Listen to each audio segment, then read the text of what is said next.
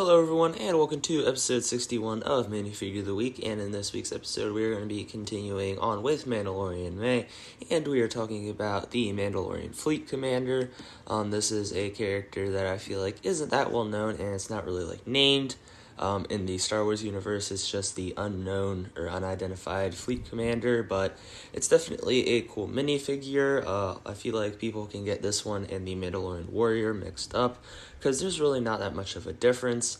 But with that out of the way, please make sure you do like and subscribe if you enjoyed the video to help support the channel, and all information gathered in this video is from Brick Economy. That is a great website to check out if you want to know the value of your set or minifigs now, or how much they could be worth in the future.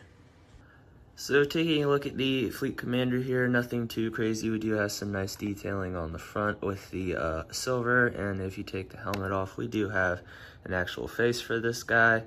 But the helmet design is very nice. The similarity between this and the Mandalorian Warrior is the Mandalorian Warrior has some, what do you call it? The armor is blue on that one, kind of like the rest of it, so very similar. And then we do get the nice jetpack here, so overall it is a very nice minifigure and very well detailed. So the name of our minifigure is the Mandalorian Fleet Commander, being in one set, releasing back in 2023. It is retired, so value-wise, it is worth $9.66 currently. The annual growth is 33.40%, and the future growth is 8.30%. So the one set this minifigure was in was this double ship pack. I don't know what you call it, but we got it for Season 3 of The Mandalorian, and it came with two starfighters, a TIE Interceptor, and Mandalorian Fang Interceptor. And I actually got this set on sale for like $70, so I'm pretty happy about that. But the TIE Interceptor in this set was a really nice build, way larger than I thought it would be.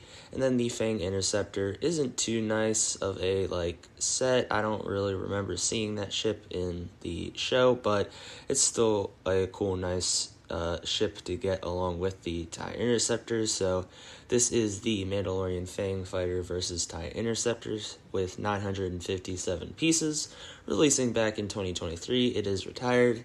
It had 4 minifigures: Din Djarin, a Mandalorian Fleet Commander, TIE Fighter Pilot, and Imperial Astromech Droid.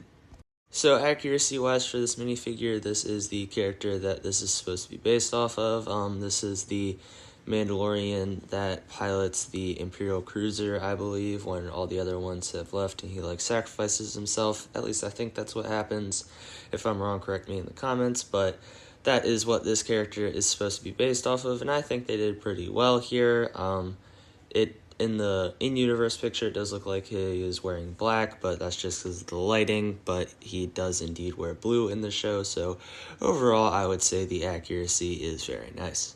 So rating-wise for this minifigure, it does get a 9 out of 10. It is a nice minifigure, very well detailed.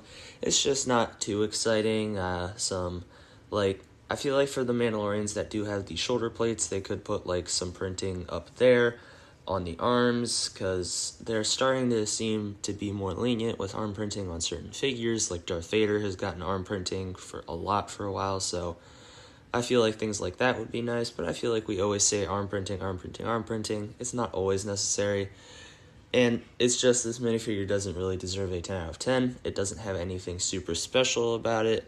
It is still nice, though, so I will give it that, but it does deserve the fair rating of 9 out of 10. Well, folks, that is it for episode 61 of Minifigure of the Week. I hope you enjoyed learning about the Mandalorian Fleet Commander, and as I mentioned at the start, this is the continuation of the Mandalorian May celebration, and as you know, that is to celebrate the release of the Mandalorian and Grogu movie, the first theatrical release of a Star Wars film in, I believe, 7 years is the length, but it's definitely been a while. The last, good Star Wars movie they made was probably Rogue One, so I have high hopes for this one. I'm really looking forward to seeing the new Razor Crest, the AT-AT, this new version in live action, because this is the version we got in Rebels. There's supposed to be a lot of cool stuff in this, and it does release this Friday, so definitely interesting. I plan on seeing it this weekend, so I will let you know on the next Minifigure of the Week how it is if I do go see it. But like I said, that is it for episode 61 of Minifigure of the Week. I hope you enjoyed learning about the Mandalorian Fleet Commander. Next week's episode will, of course, be the Mandalorian himself in Din Djarin to celebrate our last video of the Mandalorian May month. And, like I said, I hope you enjoyed. Please make sure you do like and subscribe if you did, and make sure you tune in for the next one.